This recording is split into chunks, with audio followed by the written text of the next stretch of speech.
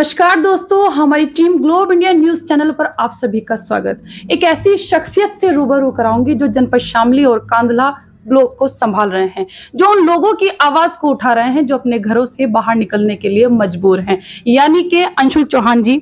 Sir, जैसे कि 2024 का लास्ट चल रहा है, नवंबर और दिसंबर, सरकार की ऐसी कौन सी योजनाएं हैं जो अभी धरातल पर मौजूद है? देखिए, योजनाएं तो बहुत सी है, लेकिन अगर यहाँ ब्लॉक की बात करेंगे, जैसे एज ए वीडियो में यहाँ कार्यरत हूँ, तो ब्लॉक स्तर पर हमारी कई सारी योजनाएं होती हैं। जैसे एक जन्म प्रमाण पत्र, मृत्यु प्रमाण पत्र बनते हैं, तो उसमें ब्लॉक स्तर से कार्रवाई होती है। फिर आवास है, फिर पेंशन की कुछ चीजें होती है, पेंशन वेरीफाइड होती है ब्लॉक स्तर से। तो इस तरह की 2-3 योजनाएं हैं, शौचालय हैं और तरह तरह की योजनाओं का लाभ हम यहाँ से देते हैं। सर, जन्म प्रमाण पत्र और मृत्यु प्रमाण पत्र बनाने में बहुत ज्यादा कठिनाइयों का सामना करना पड़ता है। लोग ब्लॉक में पहुंचते हैं, अधिकारियों से मिलते हैं, कभी छुट्टी का सामना करना पड़ता है तो कभी किसी और बात का। ऐसे में लोग परेशान हो जाते हैं। आप ऐसे लोगों के लिए क्या एडवाइस करेंगे? देखो, मैं एक जागरूकता फैलाना चाहता हूँ। सर, जैसे किसी बच्चे का जन्म होता है, तो बच्चे के जन्म को किसी के 20 दिन हो गया, किसी को 1 साल हो गया, किसी के जन्म को 15 साल हो गए, क्योंकि बहुत से केस ऐसे भी आते हैं 15 साल पुराना मामला है और कहते हैं कि जन्म प्रमाण पत्र बनवाना है हमको। अच्छा, एक दूसरी चीज होती है बच्चे के जन्म स्थान को लेकर। कोई बच्चा गांव में पैदा हुआ है, कोई शहर में और कोई अस्पताल में, तो बच्चे का जन्म स्थान लगातार बदलता रहता है और बच्चे का जो जन्म का अवधि है उसमें भी परिवर्तन आता रहता है। तो जैसे जैसे इनमें दोनों में बदलाव आता रहेगा, परिवर्तन आता रहेगा, तो जन्म प्रमाण पत्र बनने की प्रक्रियाओं में भी परिवर्तन आता रहेगा। तो टोटल ऐसी हमारी 12 प्रक्रियाएं होती है जन्म प्रमाण पत्र बनने की। तो इस वजह से लोग थोड़ा कंफ्यूज हो जाते हैं। तो थोड़ा मोटा मोटा मैं बताना चाहूंगा, अगर 21 दिन तक का किसी का मामला है, बच्चे के जन्म को 21 दिन से ज्यादा नहीं हुए, तो ग्राम का जो सचिव होता है, नगर पालिका में अगर कोई शहर में जन्म लिया है, तो नगर पालिका के जो ईओ होते हैं, अधिशासी अधिकारी, वो वहीं से बन जाता है। गांव के व्यक्ति को ब्लॉक में आने की आवश्यकता नहीं। हालांकि बहुत से लोग आते हैं जागरूकता के अभाव में। तो मेरा कहना है कि अगर 21 दिन तक का मामला है तो सचिव के पास जाइए, एक सादे पेपर पर एप्लीकेशन लिखिए और उसका जन्म प्रमाण पत्र वहीं बन जाएगा। तो सभी से यही कहूंगा मैं, 21 दिन से ज्यादा पुराना मामला नहीं होना चाहिए, उसको तुरंत बनवा लेना चाहिए। फिर थोड़ा सा पारदर्शिता बढ़ जाए, इस वजह से कुछ डॉक्यूमेंट्स वगैरह एक्स्ट्रा लिए जाते हैं, एफिडेविट वगैरह। 21 दिन से पुराना मामला हो जाता है, एसडीएम साहब के पास जाना पड़ता है। अगर 1 साल से पुराना मामला हो गया तो एसडीएम साहब के पास 2 बार जाना पड़ेगा, उप जिलाधिकारी कार्यालय, वहाँ एसडीएम साहब की बार कोड की रिपोर्ट लगती है। बिल्कुल। तो थोड़ा सा जागरूकता इसमें होनी चाहिए। वैसे कोई इतना दिक्कत नहीं है, प्रक्रिया बड़ी है लेकिन बहुत आसान है। जी सर।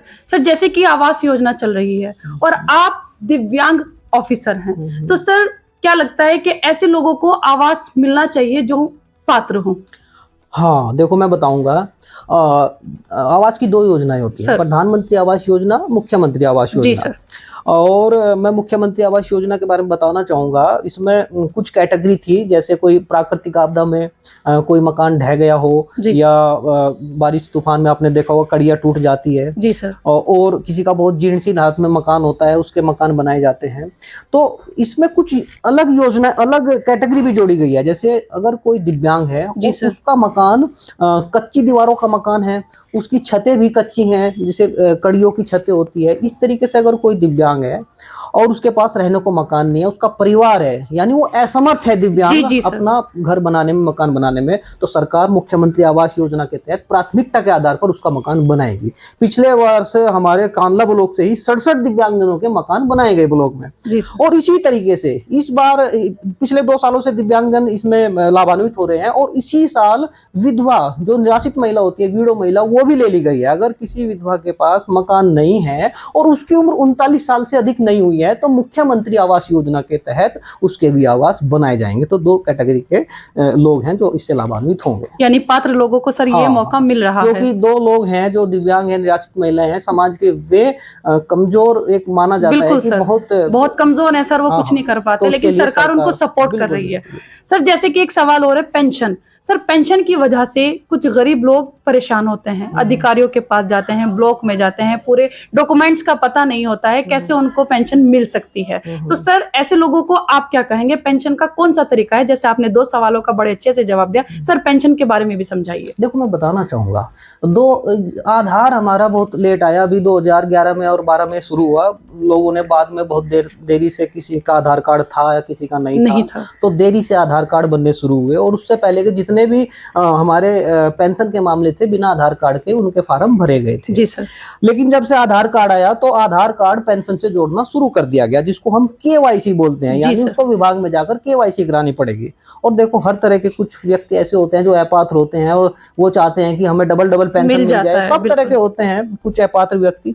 तो उस चीज को दूर करने के लिए, पारदर्शिता को बढ़ाने के लिए सरकार द्वारा केवाईसी सिस्टम शुरू किया गया कि अपने पेंशन में केवाईसी शुरू करो। तो केवाईसी की वजह से थोड़ी सी दिक्कतें ऐसी आई कि कुछ लोग उसके बारे में जागरूक नहीं थे। हालांकि जागरूकता लगातार अधिकारी हमारे स्तर से भी बहुत प्रचार प्रसार किया जाता है, लेकिन कुछ लोग हैं जिनकी केवाईसी अभी तक नहीं हो पाई। उनको अपने संबंधित विभाग में जाना पड़ता है जिले स्तर के, और वहां अपना आधार कार्ड जमा कराने पड़ते हैं, केवाईसी हो जाती है। तो एक तो नंबर एक चीज ये, नंबर दो दूसरी पारदर्शिता और ज्यादा बढ़े। कुछ बैंक संबंधी कुछ अकाउंट वाले मामले होते हैं, उस फर्जीवाड़े को रोकने के लिए, पारदर्शिता को और ज्यादा बढ़ाने के लिए, अकाउंट संबंधी कुछ पीएफएमएस पे पेंडिंग मामले रहते हैं, तो इस वजह से एक एनपीसीआई सिस्टम सरकार द्वारा शुरू किया गया। एनपीसीआई सिस्टम में आधार बेस्ड पेमेंट होता है ये।